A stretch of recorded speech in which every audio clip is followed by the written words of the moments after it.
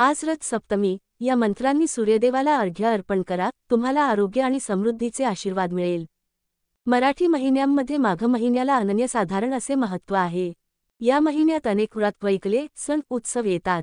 माघ महिन्यातील शुद्ध सप्तमीला सूर्यपूजन करण्याची प्रथा आहे। सूर्याची कृतज्ञता व्यक्त करण्याचा दिवस म्हणजे रथसप्तमी। सर्वात तेजस्वी, सामर्थ्यवान, युक्तिवान, बुद्धिवान आणि सर्वज्ञ अशी सूर्याची ओळख आहे। सृष्टीचा जगतचालक असून तो संपूर्ण ब्रह्मांडाचा नियंत्रक आहे। सूर्याचा उत्तरायण प्रवास आणि त्याच्या रथाचे 7 घोडे असा संदर्भ रथसप्तमीला आहे। रथसप्तमी हा सण सूर्य उत्तरायणात मार्गक्रमण करत असल्याचे सूचक आहे। सूर्य स्वयंप्रकाशी आहे। अन्य सर्व ग्रह सूर्यापासून प्रकाश घेतात। सूर्यग्रहांचा राजा असून त्याचे स्थान नवग्रहांमध्ये वरचे आहे। भारतीय संस्कृतीमध्ये निसर्गाला देव मानलेले आहे। मकर संक्रांतीनिमित्त सुरू होणारे हळदी कुंकू समारंभ रथसप्तमीदिनी समाप्त होतात। रथसप्तमी साजरी करण्यामागे धार्मिक आणि वैज्ञानिक अशी दोन्ही कारणे सांगितली जातात। रथसप्तमीला आरोग्य सप्तमी असेही म्हटले जाते। भारतीय संस्कृतीतील व्रते, परंपरा यांचे केवळ आध्यात्मिक किंवा सांस्कृतिक एवढे मर्यादित महत्त्व नसून ते आरोग्यदायी आणि विविध प्रकारच्या समृद्धीचे कारकही आहेत। वैज्ञानिकदृष्ट्याही सण, उत्सव, व्रत वैकल्यांचे महत्त्व अधोरेखित झाले आहे। भारतीय संस्कृती निसर्गपूजक असल्याचे सांगितले जाते। निसर्गाने दिलेल्या गोष्टींची आपण विविध प्रकारे कृतज्ञता व्यक्त करतो। पैकी माघ महिन्यातील शुद्ध सप्तमीला सूर्यपूजन करण्याची प्रथा आहे। 4 फेब्रुवारी 2025 रोजी रथसप्तमी आहे। रथसप्तमीला अचला सप्तमी असेही म्हणतात। या दिवशी सूर्यदेवाची विशेष पूजा केली जाते।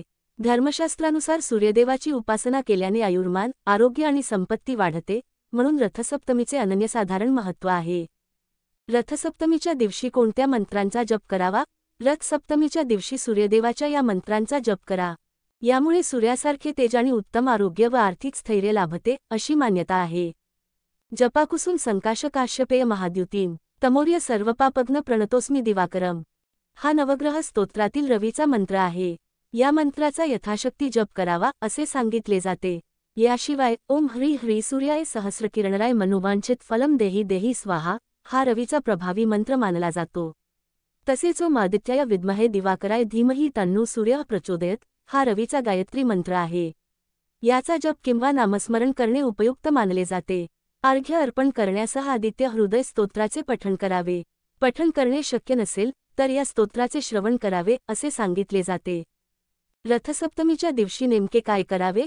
सकाळी लवकर उठा, आंघोळ करून स्वच्छ कपडे घाला। स्नानानंतर उगवत्या सूर्याला अर्घ्य द्यावे। शक्य असल्यास नदी किंवा तलावात स्नान करून सूर्यदेवाची पूजा करावी। अर्घ्य देताना सूर्यमंत्राचा जप करा। मनात काही किलमिष असेल तर ते दूर सारून सूर्यदेवाला शरण जा। सूर्यदेवाला तीळ आणि पाण्याचे अर्घ्य द्या। सूर्य उपासना सुरू करा आणि रथसप्तमीला सूर्यदेवाला खिरीचा नैवेद्य अर्पण करा। नदीत केलेले स्नान आणि जोडीला सूर्योपासना फायदेशीर ठरते। रथसप्तमीचा हा दिवस सूर्य उपासनेच्या दृष्टीने महत्त्वाचा मानला जातो। जे लोक या दिवसापासून सूर्याची उपासना करतात त्यांची शक्ती, युक्ती, भक्ती वाढीस लागते।